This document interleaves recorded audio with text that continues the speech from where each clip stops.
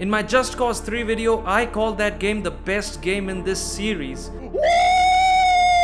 Yeah, baby! That's what I've been waiting for. That's what it's all about. Woo! So it's fair to say that I was more than excited to play Just Cause 4 again as well, and My disappointment is immeasurable, and my day is ruined. first up, Just Cause 4 still looks really good. There are 4 total biomes in the game, which are rainforest, grasslands, alpine, and the desert. Every biome in the game is detailed and has a feeling of density to it, especially the rainforest regions. When you're at a very high altitude during certain times of the day, the game can look downright stunning. That being said, there are some downgrades to the visuals compared to Just Cause 3. The character models somehow look way worse than Just Cause 3 for some reason with these PS2 ass graphics. Also, remember in my Just Cause 3 video when I said I love it when games aren't afraid to displease 14-year-old edgelords and be vibrant? Well, I guess this time around they did want to please the 14-year-old edgelords. Yeah, this game looks very dull compared to Just Cause 3, and as a result of that, Just Cause 4 doesn't have as much of a vibe to it as Just Cause 3 did, which is a huge shame in my opinion. But the biggest visual f*** up has to be the water. What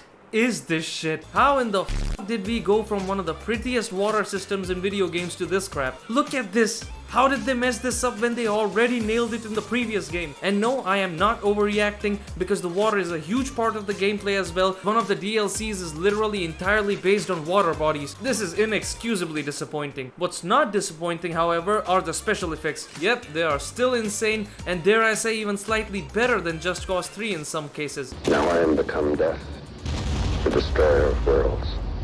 In terms of performance, the game does run really well on a wide variety of systems. It still has some very occasional micro stuttering for no reason sometimes, but other than that, it is all fine. The story takes place 3 years after the events of Just Cause 3. This time though, you don't play as Rico, but rather some Indian call center guy pretending to be Rico. Hello, this is Indian tech support. He's come to the fictional land of Solis to free it from some Botoxed up Kardashian looking ass evil billionaire and his army known as the Black Hand. It's the cookie cutter Just Cause plot. Now Just Cause 3's story was not good as well, but at least it was fun to watch because it was self-aware about how goofy these games are and didn't take itself seriously. This time around though, the story takes itself way too seriously than it should for a Just Cause game. It is so far up its own ass, it strips itself off of any entertainment value it could have had. Everyone's just so serious most of the time, including Rico. Ooh, I'm all serious and broody now. Like, what are you talking about, motherfucker? You literally kissed the cow in the last game. There is no set piece here that even comes remotely close to how good they were in the last game. The villain only appears like 3 times in the entire story. You don't even get to have a boss fight with him. There's also a severe lack of cutscenes as well. Like, come on, man. Why would you do all this when you already know that nobody gives a shit about your game's story? What they are actually here for is the gameplay. The traversal is very identical to the last game, but I personally feel like it doesn't have that much of a vibe to it, like I mentioned earlier, because of the visuals and because Just Cause 3 has the better sound effects and way better music in my opinion. Seriously man, the entire soundtrack of Just Cause 3 is an absolute banger. Furthermore, in this game, most of the times the music is just completely absent. The vehicles are also identical in terms of their handling, which is good for the most part. The weaponized vehicles are still a lot of fun.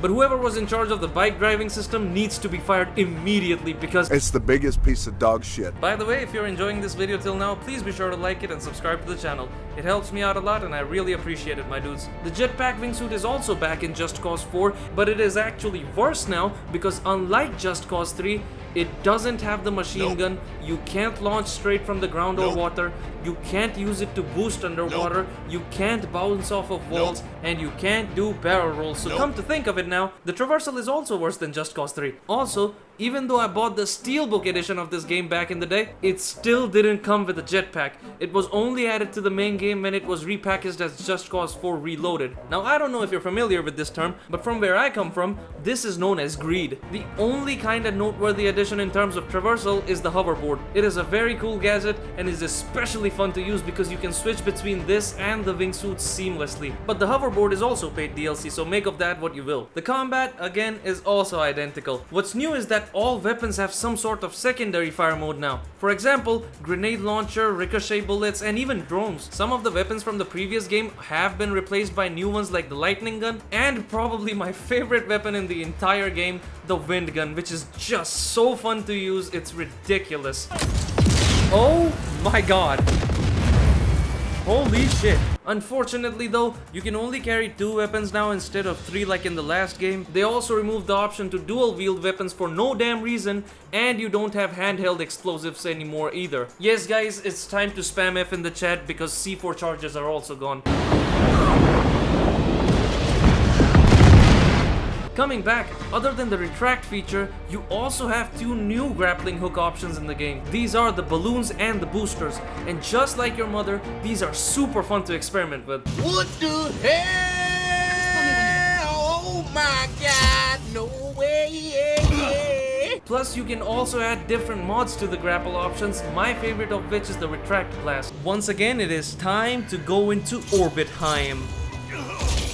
What the fuck? However, the problem is, these upgrades or customization mods don't feel important in any way. I never really tried to get more than one for any of the grapple modes because there was literally no incentive to do so. Another problem is that this loadout feature kind of overcomplicates a lot of stuff in the game, and the main culprit for that is the bloated and straight up dogshit menus, which are an absolute chore to navigate. I'm not even kidding when I say that this game has one of the worst menu systems I've ever witnessed in the game. The combat is still phenomenally integrated with the traversal and allows you to transition from one move to another seamlessly, just like Just Cause 3. Well, that's a tongue twister right there. Now that being said, the combat overall is no longer fun, and I'm not just saying this because of the removed features. The bullet sponginess of enemies is even worse now with some enemy types. The enemies aren't as accurate or as aggressive as before, so majority of the times, the fights are just bland. Therefore, that eliminates most of the challenge that incentivized players to keep moving in the previous game. In fact, this game's design is hell-bent of incentivizing players to not move during combat. And that brings us to the missions. Literally every single mission in this game belongs to one of these categories. Hack this console, escort these f***ing broken-ass slow NPCs.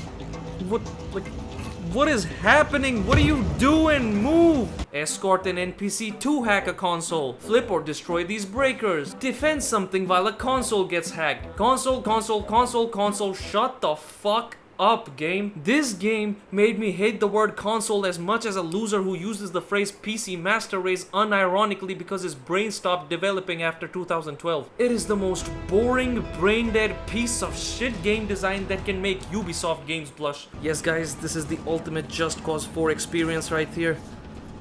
Such exhilarating gameplay, I'm so thrilled. I'm having so much fun. What am I doing with my life? There are only like 5 or 6 missions in the entire game that do something that can be considered even remotely fun. These are the missions where you engage with the natural disasters such as lightning strikes, sandstorms, and the best one, the tornadoes. Unfortunately, even these missions, which are supposed to be important, even they are not safe from this console hacking bullshit. So guys, there's a sandstorm going on out here, but guess what me and my boy Jared are doing? Hacking a console, yeah. 99% of the times the missions are a chore, they are not interesting in any way, shape or form.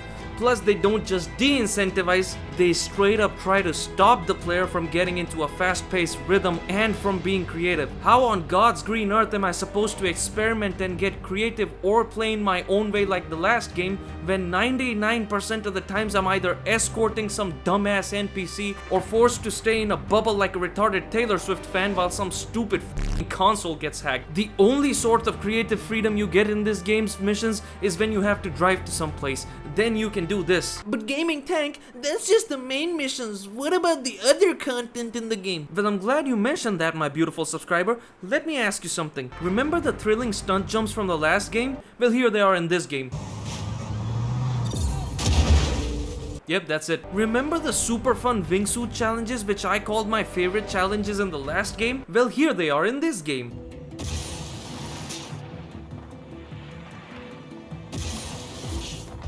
That's it, that was the entire thing. Shooting ranges, gone. Destruction frenzies, gone. Scrapyard scramble, gone. Races only for cars now, and that too is paid DLC because fuck you, that's why. But that's not all, because I want to ask you the most important question now. Do you remember the settlements and outposts from the last game that were insanely fun and gave an actual incentive to blow stuff up alongside complete creative freedom to the player to eliminate repetitiveness? Well, you better press F to pay respects again, because it is also completely gone. And you want to know how you liberate the map in this game? You do one of those stupid ass escort console missions and then you click on the map. Yes, according to these doofuses, the best way to improve upon the best activity of your last game is to completely get rid of it and replace it with this.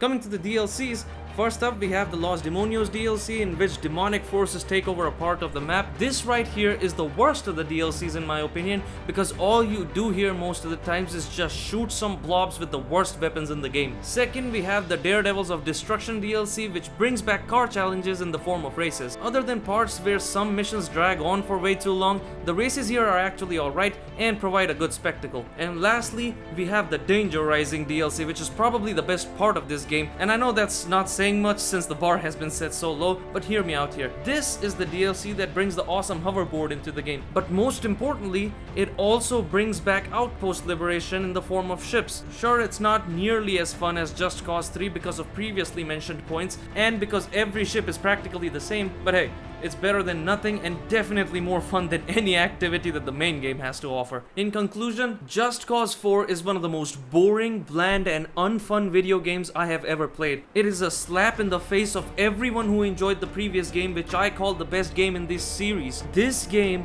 is such a disaster that it completely killed the franchise, and I don't think there will ever be a Just Cause 5 because of it. I personally can't recommend this game to anyone, especially when we live in a world where Just Cause 3 exists.